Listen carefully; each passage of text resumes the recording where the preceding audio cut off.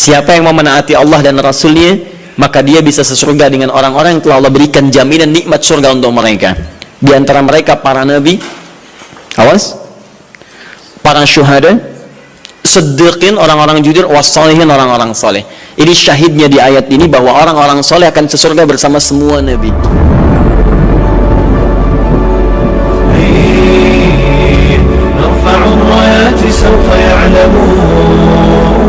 Itu adalah kebiasaan ahli surga saat di dunia. Jadi kalau Anda ingin melihat ahli surga yang hadir di dunia, salah satunya lihat kebiasaan sholat malamnya. Bukan nonton bola. Dan tidak dikalahkan oleh bola. Dia nggak peduli mau Kroasia menang 2-1 lawan Inggris, dia nggak peduli. Ya, mau Prancis menang 1-0 lawan Belgia, dia nggak peduli. Pokoknya terserah, yang penting juaranya Prancis bisa gitu kan? Tidak. Dia nggak peduli, mau siapapun nggak ada masalah. Dan tidak dikalahkan. Jadi kalau Anda ingin melihat kebiasaan ahli surga saat di dunia, lihat kebiasaan malamnya. Kalau dia bangun dan mengalahkan semua kebiasaan malam ahli dunia, maka itulah ahli surga. Salah satu kebiasaannya. Ya, kalau nanti turunan dari tahajud yang muncul, nanti saya terangkan. Yang berhasil tahajud, ciri-cirinya begini. Jadi jangan dilihat setiap yang malam sholat, itu disebut ahli tahajud. Belum tentu, ada ciri-cirinya. Tapi ciri yang pertama, yang melekat kuat, kelihatan nampak, pertama adalah ciri ahli surga, dia memiliki kecenderungan untuk sering bangun malam. Dalilnya Quran surah ke-51 ayat 15 sampai dengan ayat ke-17-nya. Innal muttaqina fi jannatin wa 'uyun, sungguh di antara orang takwa itu nanti akan ada yang mendapatkan hadiah taman surga. Apa keistimewaannya? Akhidhina ma atahum rabbuhum innahum kanu qabla dzalika muhsinin. Sungguh kebiasaan mereka itu saat di surga, keutamaan surga, taman surga ini, mereka akan langsung mendapatkan semua kenikmatannya dari Allah langsung. Kalau surga lain diberikan lewildanun wa khalladun, pelayan surga. Di kalau antum ikhwan oleh bidadari surga, yang akhwat oleh pangeran-pangeran surga. Ganteng cantiknya nggak usah dibayangkan, tak terlukiskan. Ada hurun in, ada seperti mutiara, ada seperti berlian, oh indah sekali. Dan kata Nabi, mala ainan ra'at wala udhunun sami'at wala khatara ala qalbi bashar. Ya, gak pernah dilihat di bumi. Dia mengantarkan di akwabi wa abari kawakasin min ma'in, bawa gelas-gelas yang berleburan mutiara, emas dan sebagainya. Gak seperti ini, gak ada merek Akhir TV di sana nanti. Ya, semuanya indah. Tapi gak terbayang. Tapi taman surga tidak. Allah langsung yang berikan tanpa perantara. Kun fayakun. Gak usah dibayangkan. Laisa kamitslihi syai'. Ada seketika. Tapi yang hebat, apa kebiasaan ini? Kata Al-Quran langsung, ini Allah yang mempersaksikan.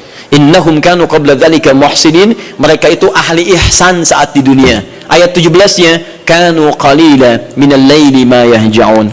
Mereka itu malamnya sedikit tidurnya. Jadi punya kebiasaan bangun malam. Jadi kalau Anda, ini cara memahami ayat itu begini. Cara memahami ayat seperti ini, jangan mencari orang lain. Anda sendiri yang menjadi bagian dari ayat itu. Jadi itu diinformasikan pada kita sebagai tawaran, kita mau nggak berniaga dengan ayat itu? Mau nggak menjadi bagian dari ahli surga itu? Jadi jangan sibuk mencari kebiasaan orang. Kenapa Anda tidak membiasakan diri jadi bagiannya? Ya, jadi coba cek dari keluarga. Ada nggak sudah jadi bagian dari ahli surga di keluarga Anda? Sekarang pulang ke rumah, coba lihat dari sekian orang yang ada di rumah berapa yang bangun? Mula-mula cuma 2 orang menikah suami istri belum bangun. Allah kirimkan anak belum bangun. Sudah ada cucu belum bangun. 10 orang di rumah nggak ada yang bangun. Masa satu pun nggak ada yang jadi ahli surga? Coba. Makanya karena saking tingginya ayat ini, Nabi sampai membangunkan istrinya, membangunkan menantunya, membangunkan anaknya Fatimah Az-Zahra, menantunya Ali bin Abi Thalib. Dibangunkan oleh beliau, ayo bangun, bangun, bangun. Saking inginnya keluarga Nabi terpancar cahaya surga sejak mulai di dunianya. Teman-teman pulang ke rumah ya, coba lihat tuh. Anak-anak yang di pesantren kalau pulang dan sebagainya, malam bangun nggak dia? Coba biasakan, bangun, bangun, bangun. Dan Anda akan rasakan hal yang sangat berbeda. 2, tadi tambah 1 ya, berarti 5. Sekarang yang ke-6, orang-orang yang rajin bangun malam itu orang-orang yang mendapatkan pujian langsung dari Allah Subhanahu wa ta'ala.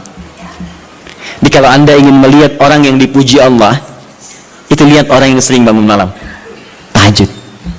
Di antara dalilnya Quran surah ke-32 ayat ke-16, tatajafa junubuhum 'anil madaji' yad'una rabbahum khaufan wa tama'a wa mimma razaqnahum yunfiqun.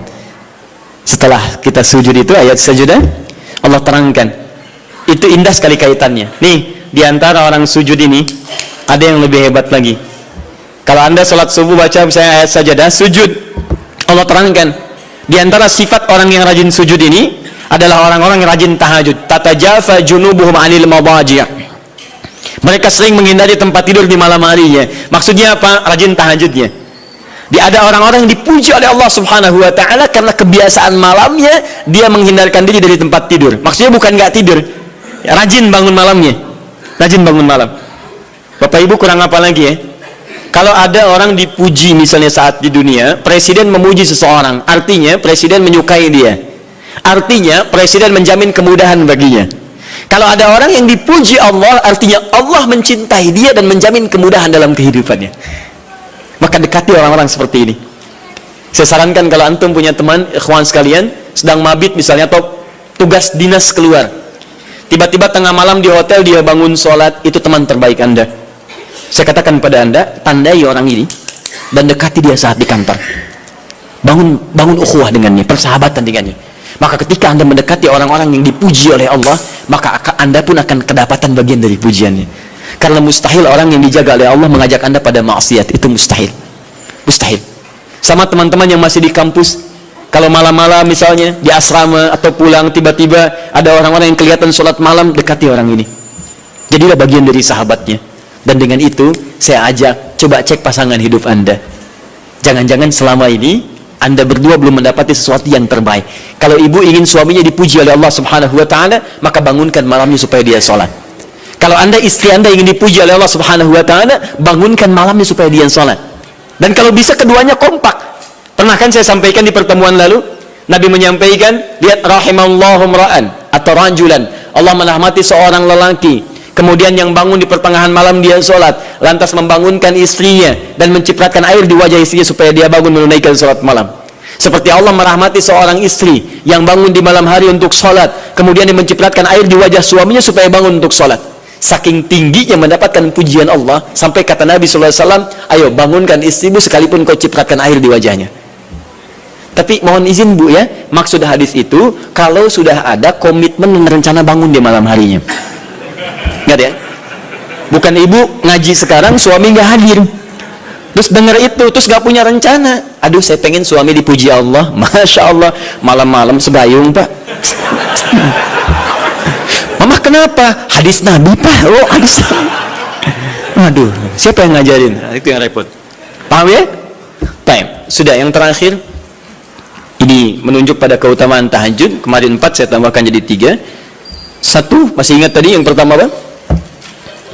Allah Subhanahu wa taala menjamin ia sebagai ahli surga, kebiasaan yang ada di dunia.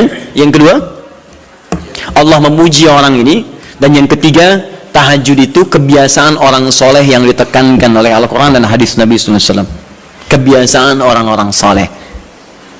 Jadi kalau yang pertama ahli surga, kedua dipuji Allah, yang ketiga langsung dikuatkan orang-orang soleh. Dan orang-orang soleh itu, mohon izin ya, maaf, orang soleh itu tempatnya saat di surga itu sesurga dengan semua nabi, semua nabi dan rasul. Ayatnya ada di Quran surah keempat An-Nisa ayat 69, paling kanan di pertengahan. Wa may yuti'illaha wa rasul fa ulaika ma'al ladzina an'ama Allahu 'alaihim minan nabiyyin was-siddiqin wasyuhada was-salihin wa hasuna ulaika rafiqa. Siapa yang mau menaati Allah dan Rasulnya, maka dia bisa sesurga dengan orang-orang yang telah Allah berikan jaminan nikmat surga untuk mereka. Di antara mereka para nabi, awas, para syuhada, siddiqin, orang-orang jujur, wassalihin, orang-orang soleh. Ini syahidnya di ayat ini bahwa orang-orang soleh akan sesurga bersama semua nabi. Saya pernah katakan pada Anda, kalau beberapa nabi saja, maka bahasa Arabnya bukan nabiin, tapi anbiya. Anbiya. Karena itu ada surah ke-21, surah Al-Anbiya. Di situ dikisahkan beberapa nabi saja. Puncaknya di Quran surah 21 ayat 83 sampai 90. Di situ ada kisah Nabi Zakaria, kisah Nabi Yunus, kisah Nabi Ayub dan sebagainya. Anda bisa baca itu, ada turunan para nabi, tapi tidak semua nabi dikisahkan.